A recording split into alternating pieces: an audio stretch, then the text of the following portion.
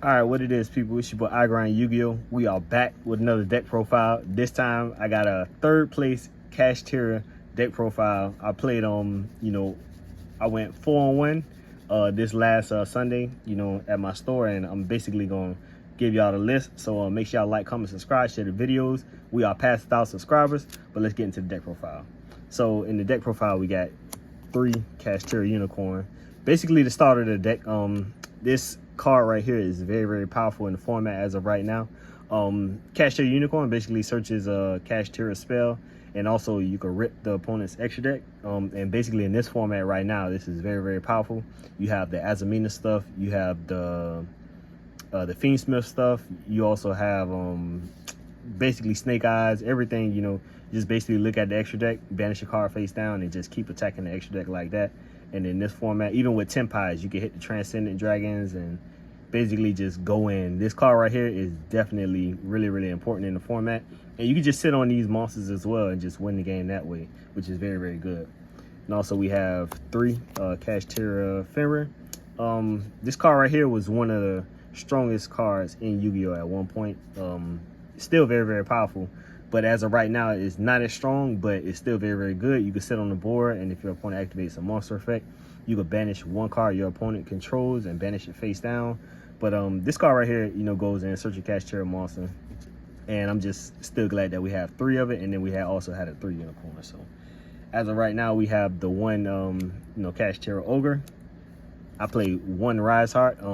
I'm still thinking if I should bump this up, but as of right now, the 1 is pretty good. I mean, it doesn't come up where I don't need another one. And also, if I need to use this effect to, banish and things like that, I could just use Birth and bring it back. So 1 Rise Heart is pretty good.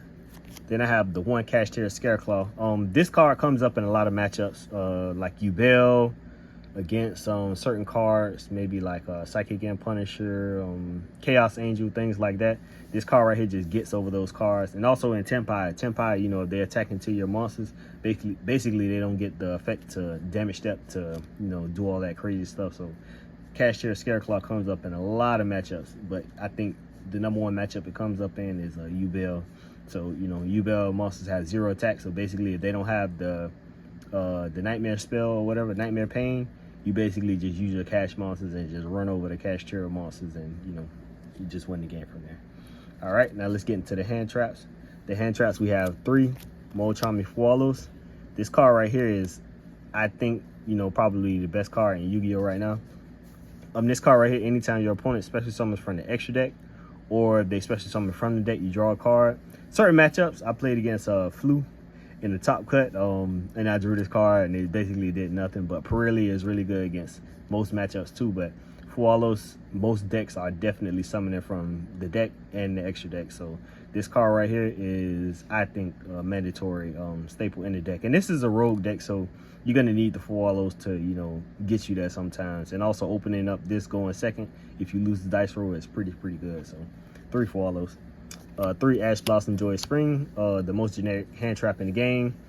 This matched up with maybe an Imperm or whatever, might not in the turn, but against certain decks it'll slow your opponent down. So having 3 Ash Blossoms is definitely mandatory. And also it's a tuner, so you could go into 1 synchro monster that we have. And I think the best hand trap we have in this deck right now, 3 Dimension Shifter. Dimension Shifter is basically, it ends turns, and I think it's necessary in the format with all these graveyard decks that just keep popping off with effects and things like that. Dimension Shifter comes in handy, and it slows the opponent down. And also, with this deck, you can just play right through it. So this is also a mandatory staple. So let's move these out the way. All right, we have 1 Pot of Prosperity. I missed this card being at 3, but it's at 1 right now, so we have to just do what we can with it. But Pot of Prosperity is definitely needed. This deck got a consistency hit when this card went to 1, but I mean, it is what it is, so we're gonna move forward. 1 Terraforming, 3 Pressure Planet. Pressure Planet. You could do a lot of crazy things with the field spell. The field spell pops every standby phase, or if you banish your card face down with Shangri-La. So there's a lot of interesting plays that you could do with the field spell, and also with skill drain and things like that. you know, the field spell comes in handy by being just extra removal. And also the attack boost with every attribute that's on the field is very, very, very good. Your cash monsters just become so powerful and your opponent just can't really beat over them. So just having this card by itself, also in the mirror, if you have this card, you're so far ahead with your opponent. So Pressure Planet Race Off is definitely a good card. 3 Kashtira Birth, one of the best cards in Yu-Gi-Oh right now. I mean, late game, if you just had this one card right here, this card is a 1-card combo in any way if you have like cash monsters in the grave. If you have Fenrir, just bring back Fenrir, search a unicorn, normal summon unicorn, or if you have a unicorn in the grave, just birth, bring back unicorn, search Theosis, and then Theosis combo off from there. So just this card alone is really, really good. And also the graveyard effect to where you could just banish 3 cards face down comes up a lot, you know. So then I just play 2 Kashtira Theosis. Theosis is okay. You don't want to draw 2 of them, so I only play 2 because this card is searchable. At least Birth is a continuous, and if it gets destroyed, you could just activate it and then use it over and over every turn. Theosis is okay. I mean, it's just searchable, and you could just, you know, use it, you know, whenever you need to use it. And then you can also banish it and then get a banished Kashtira card. So, but just 2 Theosis is enough for me. 2 Triple Tactics Talents. This card right here, especially against this deck loses to hand traps most likely, but also board breakers. But this deck loses the hand traps.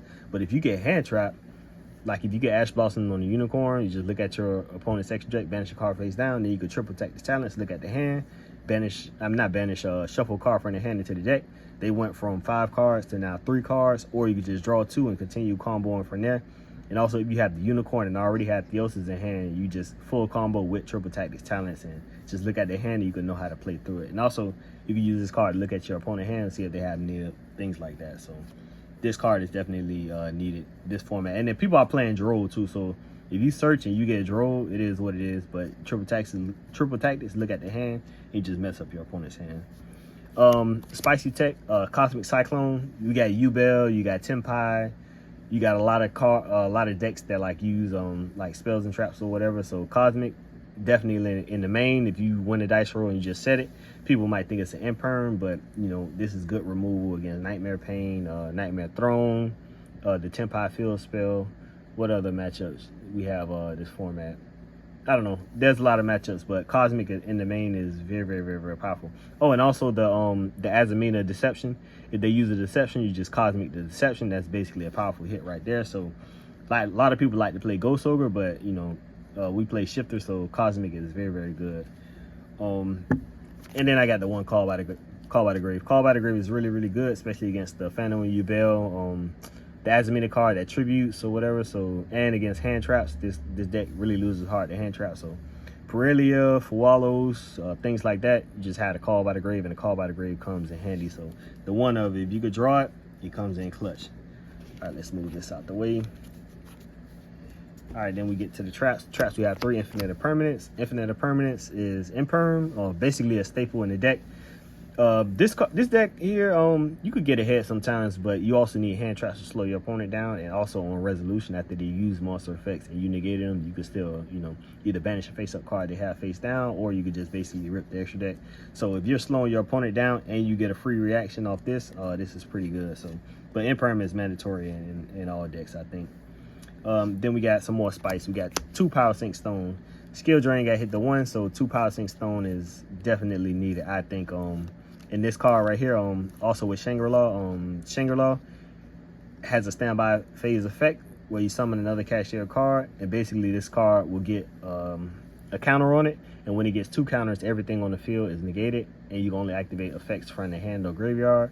So Shangri-La effect, resolution, get a counter, your opponent only has 1 monster effect on the field to play.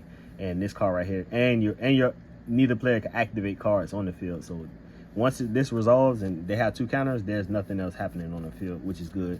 And they have to get over a Shangri-La, 3000 Shangri-La with a Kashtira monster. Also, if you had a field spell with this, you could pop, you know, or you could pop a card and things like that. Every standby phase, summon a Kashtira monster, and then use the field spell to pop. So then we have the almighty 1 Skill Drain. Basically, this card right here, you know, went down to 1. It hurt the deck a lot, but it is what it is. Skill Drain to Skill Drain. We could win with the big bodies. We don't really need anything else. And then we got the 1 Robbery of the Warlords. Against Snake Eyes, this is very powerful. You got the Azamina stuff, so whichever archetype they choose to go into, you just lock them into that. Also Centurion, this hurts Centurion a lot. You know, oh yeah, Cosmic is good against Centurion also. So basically, you know, you need these trap cards. Now let's get into the extra deck. Extra deck, we play 2 Shangri-La. This is basically the heart and soul of the deck. You make this and you get like a lot of follow-up, and you special summon the Kashtira every turn, your turn and your opponent's turn, and you lock zones. People think the art of locking zones is dead. It's definitely not. So, you know, this card right here, and it can't be destroyed by card effects. You just detach a material from it, which is very, very powerful. So, you know, and you can also make Zeus with this. You know, if your opponent have a big monster, put it in attack position, attack your opponent's monster, detach to protect it, and then just make Zeus on top with 2 materials, and then just board wipe. So, 1 Red Eyes Flare Metal. This card right here comes up late game. I think if your opponent has 2,000 less life points, you should just sit on this, and they basically like lose the game. And it can't be destroyed by card effects, so it's pretty good. We got the Dark Arm Dragon, basically for removal. And you can banish cards. Basically, some Kashtira cards need to be banished so you could get other materials that are banished back to your hand. So this card does that. Then we have the spicy Poseidra Abyss, the Atlantean Dragon Lord. This card right here bounces 3, non-targeting, but you have to send the water from deck to grave or hand to grave. So this card is right here with a 3,000 attack, that 3,000 attack monster that still can attack. So very, very powerful. I have it in the deck right now, so I think it comes up a lot. We have the Big Eye in the mirror match. This card is crazy. Also, Big Eye against Tempai. You just take the Transcendent when they make the Transcendent in their main phase, and they basically lose the game from there because they can't activate monster effects in the battle phase. So Big Eye is very, very good against Tempai. You know, they'll do all their shenanigans and just make this after you do that and take the Transcendent, and they basically can't do anything. 1 Draco Sack. Draco Sack is Draco Sack. I play the Heat Soul combo in this deck. I mean, I don't have many hand traps, but it is what it is. Then I play 1 Zeus, and then I play 1 Typhon. I mean, certain games, Typhon comes up late game. Also, you could use Typhon to bounce the Transcendent and things like that. So, you know, it's pretty good. Then I play 1 Qingying. Qingying comes up a lot against Tempai. You know, either you could banish their cards, and every banished card, you know, you make them lose attack. So basically, you know, their monsters are like really, really weak against yours, and you know the cash monsters have big bodies. Plus with Pressure Planet, this Shang gains a lot of attack. So, you know, if you could banish a lot of cards, like at least 20 cards, the Tempai cards do nothing against your cash monster. So 1 IP Masquerader, 1 SP. SP should be mandatory in every deck. If you can't afford it, try and get it or ask a friend. But you know, there's a combo where you could just make the SP. I made that combo on YouTube a while ago. Check the video, check the you know, the videos on the channel, but you know, there is an SP combo.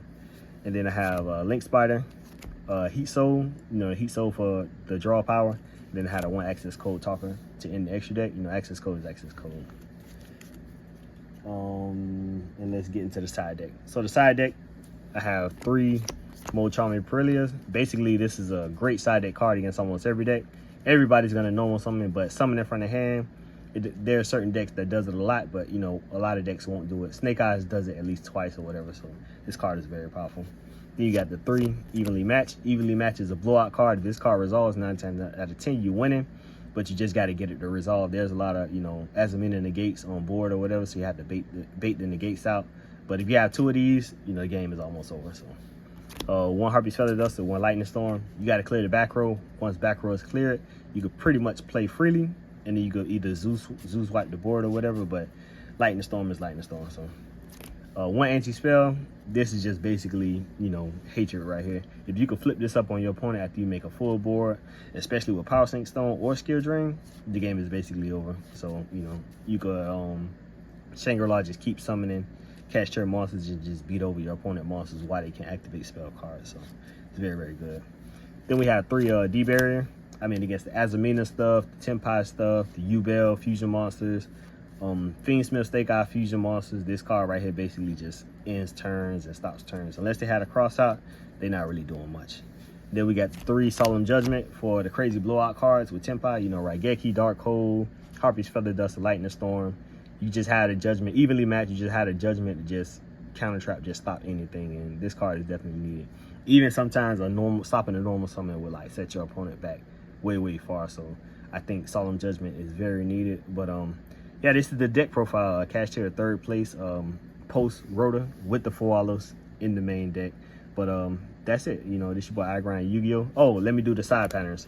But the side patterns with this, if you're going first, you want to side these going first. Against certain decks, you definitely want to put these going first with this. But siding out, I would take either one Birth, one Theosis out, and put this in, and then take the 4 hollow. If you're going first, take the 4 hollows out. So that's 3, and then Birth, Theosis, and then maybe Shifter depending on the format or whatever. Or you could take the 2 Cosmics out to fit the rest of the cards in. So these you will put in first against certain matchups, and then going second. It's the same thing.